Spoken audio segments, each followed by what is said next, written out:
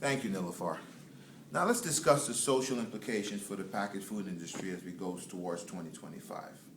A review of the literature indicated there were four major elements driving this factor. The first part of the element would be the population demographics. An example of this would be the growing Hispanic population here in the United States. The packaged food industry going towards 2025 would have to consider the Hispanic population. They would have to consider the Latino reflection in the market. Therefore, they would have to perhaps label packaged food in a combination of English and Spanish to project and present a more diverse understanding of the global implications associated with our neighbors next door, which would be Mexico, and of course the Canadian border, which is also an international border, may have some variants of factors that need to be reflected in food products sold in that location as well.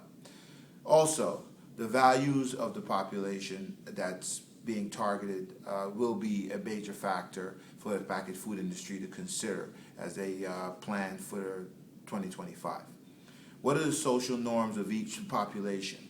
What will each population be permitting the packaged food industry to label? Will they label just certain preserved foods? Will they be able to label natural foods? What level will be considered safe will depend on the values each of those targeted populations hold. So from a global perspective, which the packaged food industry now must adopt, from a global perspective, the packaged food industry must consider all the social and cultural implications and values and beliefs of the organization that they're targeting. This must also be reflected in the packaging and in the consideration for the labels that are going on to the packaging as we go towards 2025. The global implications are relevant. The global implications are reflected in the review of the literature as well. This is no longer just a national strategy by most organizations or individuals that are targeting the packaged food business. This has to have global implications. It has to have global reflections. The population demographics, again, will play perhaps the key role here. What we have to consider going forward are the emerging populations, the emerging languages, the emerging culture reflections, and those items must be reflected in the packaging as we go forward. Craft food industries represents 1% of the global food package business.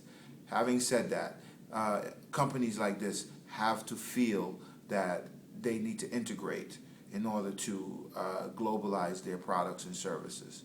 A reflection of this would be using kosher or halal labels on their packaging to broaden the spectrum of reflection in the beliefs and the values of the targeted population when it comes to packaged food.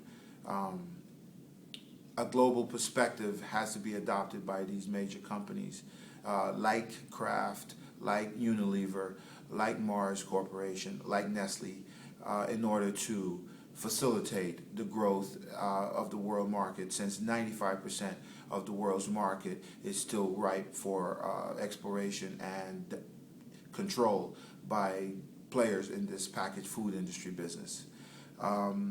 At this point, I would like to lead off to my colleague, Yaya Koloko, with his understanding of the educational factors associated with the packaged food industry as we go towards 2025. Thank you.